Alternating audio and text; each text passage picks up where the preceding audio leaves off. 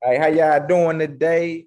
I am your favorite rapper's favorite rapper, the best film writer and director in St. Louis. Facts, award-winning published author, activist, journalist, active business owner, Lacey G Souldier Turner. And today we are here, with my special guest, one of the pioneers of hip hop in St. Louis, of innovative, authentic, you know what I'm saying? One of the people I grew up with out here. We got my boy Zeus Rebel Waters in the house. What's cracking like it, bro? Bro, what's the word? What's the word? All right. So look, my first question to you is where were you born and raised and how was your upbringing? I was born and raised in St. Louis, Missouri. It's two parts to my raising, but more notably, I was born. I'm from a neighborhood called the Pastures. Some people call it Highview. It's a hood community like Kenlock, like Elmwood. We actually was right around the corner from Elmwood, so we was just a little small hood in the county, man. Called the Pastures. That's where I'm from. All right. So anybody who is not from St. Louis, can you tell them about St. Louis? How is St. Louis? If they were to come here, what can you tell them about St. Louis, Missouri? St. Louis is like a big city with a small town feel. St. Louis is definitely ratchet and it's definitely dangerous, but it's a good place. You know what I'm saying? It's a lot of love here. You know what I mean? And it's a lot of hate here, like anywhere else. But so we got some of the best food.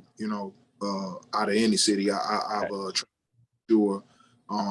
And it is some good folks here in town, man. So overall, St. Louis is a good city. We just kind of got stagnant, I feel like, in the last few years, and I feel like a change is coming. Different people are coming in power, and I feel like the city is going to grow. It's definitely going to grow. Okay. So how did you get into music? I got into the music, man. I've always, had a love for music. You know what I'm saying? My dad listened to rock music. He listened to country music. He listened to NWA. You know what I'm saying? So and my mom, listened to a lot of Anita Baker and stuff like that. So I always had different influence from music. But what made me want to actually be an artist was a dude named Marcus. You know what I'm saying? Well, it's like my big brother. They used to come to the house and cut my hair. You know what I'm saying? And he was the only one at that time in the 90s that I knew that was actually going to the studio and actually recording. And me and my cousin and my best friend, man, we was just inspired by that. You know what I mean? And he was the one that motivated us to actually go to the studio and start buying beats. Shout out to Richie Stacks, because Richie Stacks was like the first person we ever bought a beat from. You know what I mean? I remember getting stuff from Brad Young back in the day. This when we was like little kids. So shout out to those guys, and it just inspired us to want to do music and be artists. And that was like in the 90s, and I ain't stopped since then. Okay. So still to this day, people I know, everybody still call you Rucker Puff, So where did that name come from? Ruckup was pretty much like me taking my street name and my rap name and kind of putting it together. One of my rap names was Ruckus at one point. You know what I'm saying? And everybody in the neighborhood called me Puff. You know what I'm saying? Just being a fat boy in my belly. So they was like, your name Puff. And that's kind of like, it kind of stuck with me. And I just decided to take, the rap name and the street name and put them both together. And that's how we got Rucker Puff. Okay. Have you ever in your life thought about becoming a battle rapper? Actually, the crazy thing is, bro, I started off battle rapping. Yeah. Little fact, you know what I'm saying, that, a lot of people don't know is I started off battling. I actually was the 2000, and I don't remember the year, don't quote me, but it was like 2004, may have been 2006. I was the Blaze Battle champion, man. I don't know if you remember that Blaze Battle thing. Of course. Yep. It was a big thing, and it came to St. Louis. They was giving out a big cash prize. And what's crazy is every rapper from St. Louis was in that competition, bro. Like the greats, from your D-Max to your, I think Rocky might have even been in there. I mean, bro, anybody you could think of that rap, Verb was in there. Everybody was in that competition. And the last two people standing was me, and if you know about Taylor Made, Gooby Thug, Free Goo, you know what I'm saying? Shout out to them. So we was the last two men standing. And I feel like, you know what I'm saying, I really did beat them, but Wellston was so thick in there. It was at the spotlight. Wellston was so deep in there, bro. I think they was like, man, if we let this dude win the whole thing and we'll tear this bitch down. So they end up making us split the money. Yeah. Okay. He's like, oh yeah, man, we gotta let them split it. Yeah, let us split it. So back in the day, we had the Sub-Zero, the Rec Shops, Silk Smooth, Trick with a Big Good Cheesy, rap. not to cut you off, but Big Cheesy, anybody you could think of, bro. Big Cheesy, yeah. In that early 2000 part, they was in that battle. Big Will, Big Cheesy, everybody, bro. Everybody. Okay. See, I ain't even heard about those. But yeah, so we had the Silk Smooth, we got our Nellies, but you was like, to me, one of the first people, like just from the bottom coming up to the top, you got the deal with Mack 10 and everything. So how did that deal come about? My business partner, they shot a film called Apocalypse of the Beauty Queen. The DP on the film was a guy named Tom Smugala. He had did some work with T-Boz on the Fan Mail album. They obviously met Mack 10 through that because him and T-Boz and her was married at the time. Mack 10 agreed to do the movie. They came down here, country part of small town in Missouri, shot the movie. They brought Mack 10 to the African Palace. Mack 10, the African Palace on West Florissant. He came to the show. He seen me perform. It was a club full of all red. We was in there rocking. We was going crazy. He heard some songs. He was like, yeah, I want that one. I want that one. I want that one. One thing led to another. He ended up I end up selling him, I guess, if you want to say, one of the songs off of my album, which was my first album called Escape Off the Chains. A song called Like This was a song that he wanted. He redid the song, took me off the verses, kept me on the bridge, added Nate Dogg to the song, and the rest is history. Okay, so over the year, I'm glad I got you heard that, because I done heard so much stuff, said all these robots. So how did the deal end, and did you get blackballed from the industry? No, I didn't get blackballed from the industry, not at all.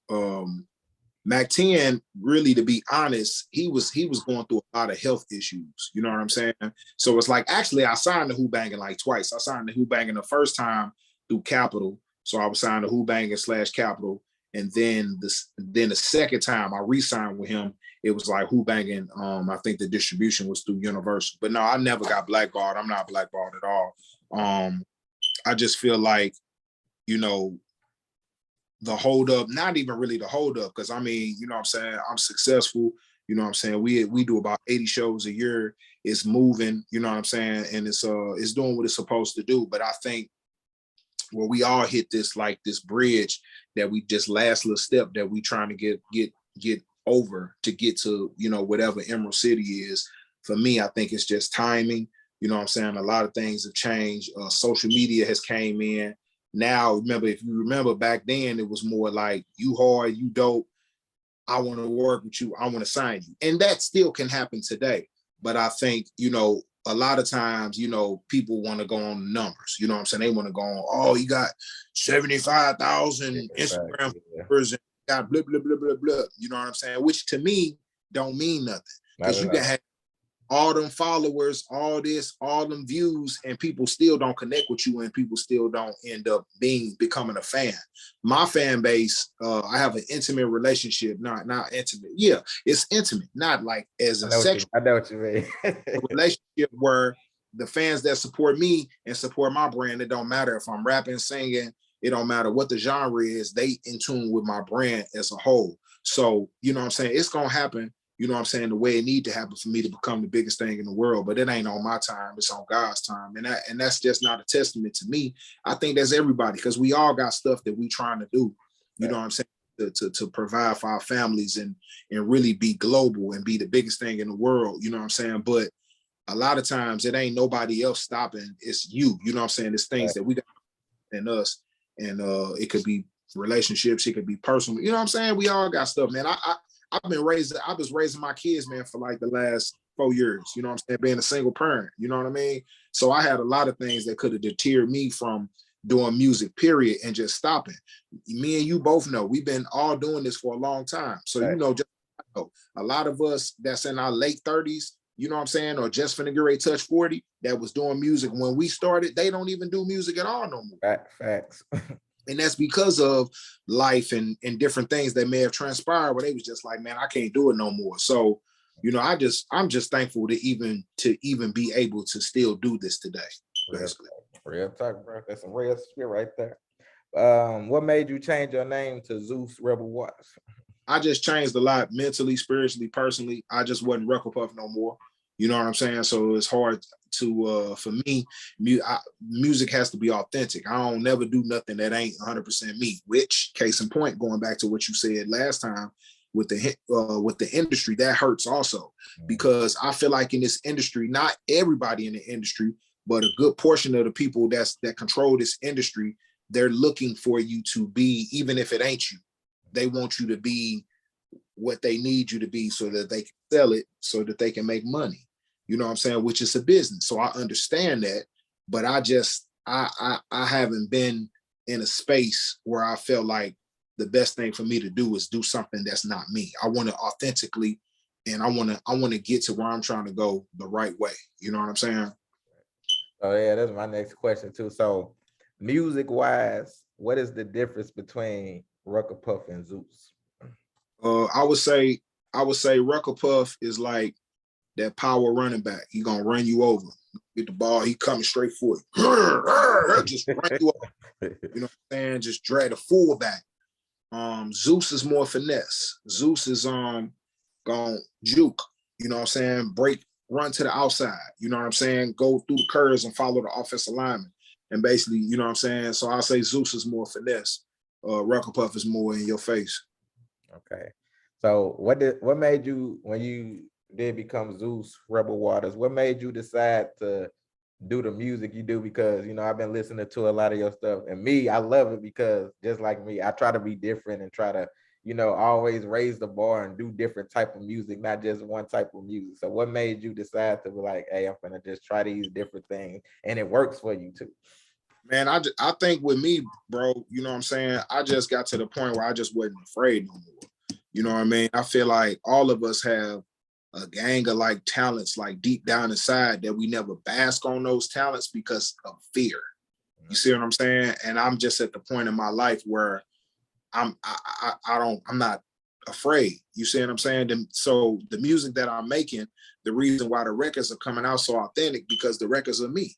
You know what I'm saying? I've always wanted to be Michael Jackson status, God's will. You know what I'm saying? So the records, you know what I'm saying, that I'm making now that feel like it's something, man, I wish to God I could have gave to Mike or any one of the greats or Chris Brown or something like that. Man, you know what I'm saying? It's just a blessing. So, you know, I feel like the music that I'm doing now was what I was growing. I went through everything to get to the point to be able to do the records I'm doing now. Okay. And I see you got into like films and everything, and I've seen some of your work. You know, I've been paying attention. What made you like want to switch over to that and do film? Because a lot of people try to do films and be trash. You know what I'm saying? Like Well, now same. So just something that I always wanted to do.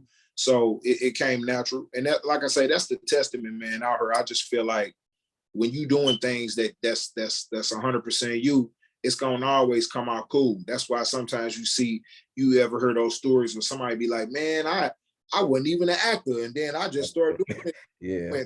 No. I was like, I ain't even, see what I'm saying? Because it was something that God had that was good. They was good at. God had already blessed them with their talent, and they just never basked on it. You know what I'm saying? But I mean, if you go back and you think about it, just think about if that person that never done it just still didn't do it, because they was like, just because of fear, they was like, I ain't doing that shit. Then they did it, and boom. So what would you, I guess, if anybody wanted to listen to you, what would you classify your style as an artist? I call my music gumbo. It's a mixture of all elements, mixture of all genres. I make records based on what I feel. You know what I mean? So, you know, I feel like I got something for everybody. You know what I'm saying? And I feel like to the youth, I'm showing them that you can be from where we from. You can be from our environment, and you can be who, you know, 100% authentically who you want to be. You know what I'm saying? You ain't got to worry about like, oh man, how you from the hood, bro? But you got green in your, you from the hood and you make rock songs and pop songs, and that's just ignorance. You know what I'm saying? I ain't afraid of nothing, bro. I'm from the hood and I'm me still in every situation. Whether I'm in the hood or if I'm in Clayton, I'm gonna be me. You know what I mean? And I think, well, not I think, I feel like that's what we need to be promoting to the youth. You know, doing a lot of the shit they doing because they afraid, and they afraid to be, you know, who they are. They afraid to live, as people would say, their best life. You know what I'm saying? We want to live somebody else's life instead of our best life. Facts, bro. See them all doing the same thing as videos we've done. It's like, you know, all right, that's real time, man. You dropping them jewels for us. Who is your top 5 artists of all time? Top 5 artists, I'm gonna go Prince, Michael Jackson, in the same boat. Okay. So that's 1. We're gonna go Busta Rhymes. That's 2. We're gonna go Bruno Mars. That'd be 3. We're gonna go Aerosmith. We're gonna go Journey, which is my 5, and then I still gotta throw like Run DMC in there, NWA. NWA. Who is your top 5 St. Louis artists of all time? Ooh, top 5 St. Louis artists of all times. St. Lunatics as a whole. Whole though, not solo, as a whole. So we're gonna go to Tix. We're gonna go Pretty Willie for sure. St. Louis artists that I just Bigger Brown, you know what I'm saying? Bigger Brown, that's 3. And 4, no, I said it's Lunatics, Pretty Willie, Big. I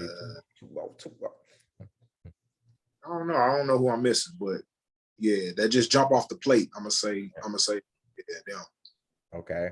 Come back to me on episode 2 for the next 2. All right, we'll go for that. So, what advice would you give 20-year-old you about the industry now? About the industry, I mean, I guess the biggest thing I would say, man, is business. It's always business. It ain't personal.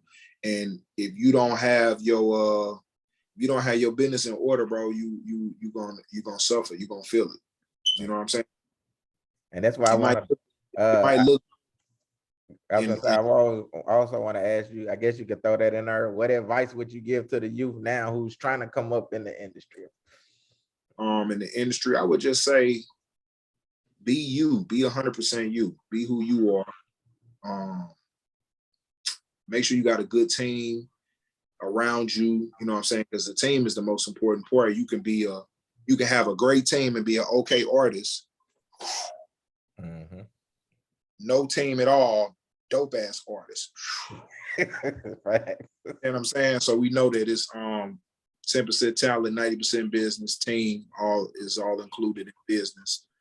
Having understanding that it's an expensive business, so you probably need to have somebody in the family or a homie or somebody that got some money to the side, that when you need bread to get here and there, it's their studio, production, marketing now with this internet stuff. You know what I'm saying?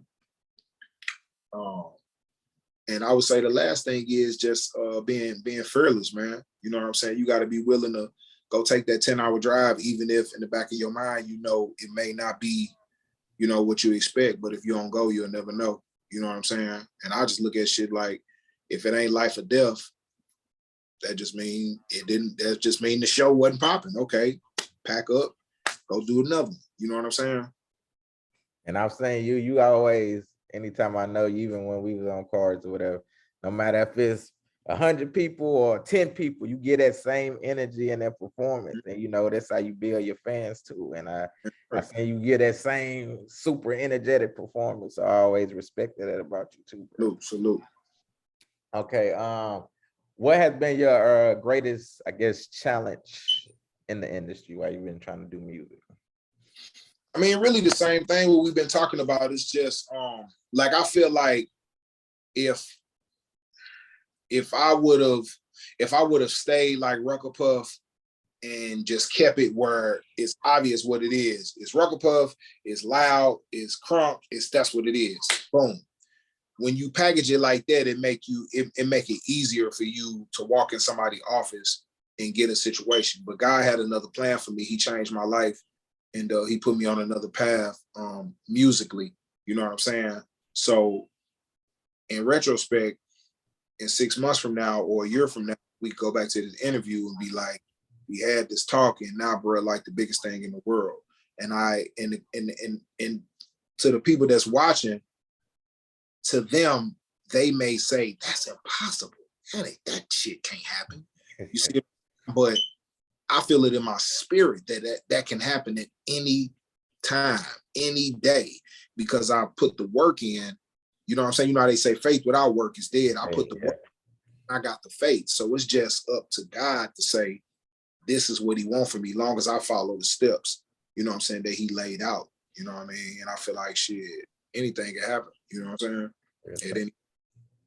So what do you think has been your greatest accomplishment in the industry? I ain't gonna really per se put it greatest accomplishment for the industry, because I ain't really like doing my accomplishments don't really have nothing to do with the industry. I could really care less. The industry for me is just, you know, is getting with the right company on a business standpoint that can support what I'm trying to do. They can make their money and I can make mine and do my other. You see what I'm saying? Yeah. But wise, I would just say, being recognized by my peers and knowing that, you know, like you know, big shouts out to you for even saying that, but to know like my peers and people like you feel like I'm an icon, or feel like I'm a part of the musical culture of our city. To feel like I'm one of them guys, that's the accomplishment right there. You know what I'm saying? It ain't really that I care about the industry accomplishment. You know what I'm saying? Yeah, real talk. Yeah, that's the biggest accomplishment. So, you know, you've been, like I said, even you just said, you've been a staple of St. Louis forever. Why do you think it's so much hate here and that artists don't support each other? Like, even when they tried to do the new St. Louis, it's like, that didn't work. You know, like, what do you think the issue is? I just think people are afraid, man. You know, it's the same things like that crab in the barrel mentality, man. People just afraid because so many people have got situations here. They'll pop, you know what I'm saying? They'll forget about everybody else. They'll act funny, you know what I'm saying? Everybody, then you got the, you know, whatever people that's gonna go nut ride them, and then it be over and they right back in St. Louis. It's been multiple times. It is all besides Nelly and Chingy, we just see it from time to time. Yeah. But it's, you know, we got to get behind, you got to push the people that really, you know, that got a real shot. We supposed to be falling behind them. All this stuff I'm doing, it ain't even about me, but I'm just using me as an example. All this stuff I'm doing with the foundation, with these kids, us performing at Busch Stadium, you know what I'm saying? Being able to do that as an independent artist, which the game is July 9th, you know what I'm saying? Shout out to the Cardinals. But me doing that stuff, man, anybody that's an artist that live in this town is supposed to be pushing that. You see what I'm saying? Because that ain't just for me. That's for all of us. They let it be known that they're going to let a rap nigga come up in Busch Stadium, which Cardinals is the biggest thing in St. Louis. That's the top tier of what our city is, the Cardinals. And then everything else after Cardinals, then the Blues, and the whatever. So it's like, you know, to get an opportunity like that, everybody's supposed to be pushing that. You see what I'm saying? If we got so-and-so over here, you know what I'm saying? I see what's her name got a good buzz, Raleigh. So I need to go see Raleigh. I need to go check him out live and support that. You see what I'm saying? It's like the 4-5 people that really got a strong movement right now, you know what I'm saying? And people, and some people, a lot of people, whatever, are supporting him, I see too. So that's great. But it can't just be the street stuff either. It gotta be whoever it's a fighter here, dude named Newman. He knocking out in the UFC. Everybody that got like some shit that's really, really cracking. You got your podcast. Everybody's supposed to be put in there. So to answer your question, that's the problem. Mr. Crab in the Barrel was like, I ain't pushing this podcast. Shit, I got a podcast. I'm an artist too. I ain't pushing Zeus. Fuck that nigga. I ain't put. See what I'm saying? So we end up right back at square one because of that. And that's why I try to leave an example, like even when I got like I said, I write for this media agency for a couple of them now, and they put me like in charge of their talent department, and they were like, instead of me going writing about artists I don't know, like let me write about the people I know about. You know what I'm saying? My Right. St. Louis people, let me push them out. And it was even this one, I'm not gonna say his name, but it was one artist here. I was like, I think you would be dope on this song. I reached out to him. And the person I know gave me the run around, or said talk to this, and I still came back to him, to this person, and wrote an article. Just to let him know, like, I don't do stuff that I'm not like a spiteful person. Oh, you didn't do this for me. I ain't doing this. I just want to show love, like, so they can put in his brain next time. Hey, show that same love to somebody. You know what I'm saying? Because I'm all about making us prosper. Like you said, I want to push the city, push the artists. You know what I'm saying? And that's what it's about. And the sad, you know what I'm saying? Most of the people that act like that don't even really got nothing really real legitimate even popping at all. You know what I'm just this terminology that I've been using, fluff. It's just fluff. It ain't really like you not really cracking. Popular and having fans is two different things. You know what I'm saying? Facts. So tell me about the foundation you was talking about the kids and everything. Yeah, the Stars in the Sky Foundation. I created. Well, I've really been doing stuff in the community from day one. We do our charity basketball game. We like 15 years in on that. A lot of other charity events that I do throughout the year. But I was finally able to actually get like my 501c3 and get my paperwork and make it nonprofit. So now it's just about connecting with different companies and getting people to help sponsor, so we can just do some really cool stuff with these kids, man. Take them to Memphis.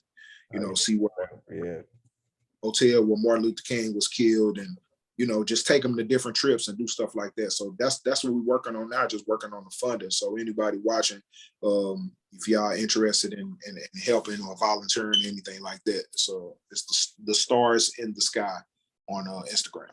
2 R's on star, 2 Y's on sky. Okay. So my last question to you. When it is all said and done, when you are long gone from here, what is it that you want people to know about Zeus Rebel Waters? Dude never stopped. Never stopped. Kept going. Yeah. Consistency. All right. There you have it. So I should say Ruck, but see, I'm still used to that. Oh, thanks, bro. So look, Zeus, so let the people know where they can find you, and do you got anything coming up that they can, go to, buy, or whatever? For sure. Zeus Rebel Waters on all platforms at Zeus Rebel Waters, Zeus Rebel, Rebel, Waters, like the water you drink. Working on my new album right now, but my album Long Way From Home is out on all platforms. Make sure y'all go check it out. Go check out my new artist, Lil Anthony. His song You is available on platforms, and check out my artist Tracy Lynn. Her song Count on You is available on all platforms. Working on some new films and a whole bunch of other stuff, man. I appreciate y'all. Okay. And once again, man, I appreciate you for everything you do in the city. Like I said, you one of them artists who've been putting it down. I always try to lead by example too. Like I've done songs now where for probably the past 8 or 9 years where I barely try to curse in record, you know what I'm saying? And I always show people that you can be yourself. Like a lot of people like, oh man, your music great. And I try to show people you can be yourself without having to rap about all that other craziness. You know what I'm saying? Be you. And you are one of them artists who do that. Like I said, I love your music. I love your authenticity. I love, just the creativity you bring. And like you said, you from the hood, but you don't have to have the hood. You don't have to live that hood. Like, you know what I'm saying? Like you can still be you. You gotta grow, man. Yes. So thank you, brother. I'm gonna let you know when this article dropped, and I appreciate you for supporting me also, man. Boom, let's get it. I appreciate you, bro. All right, peace out, bro. Yes, sir.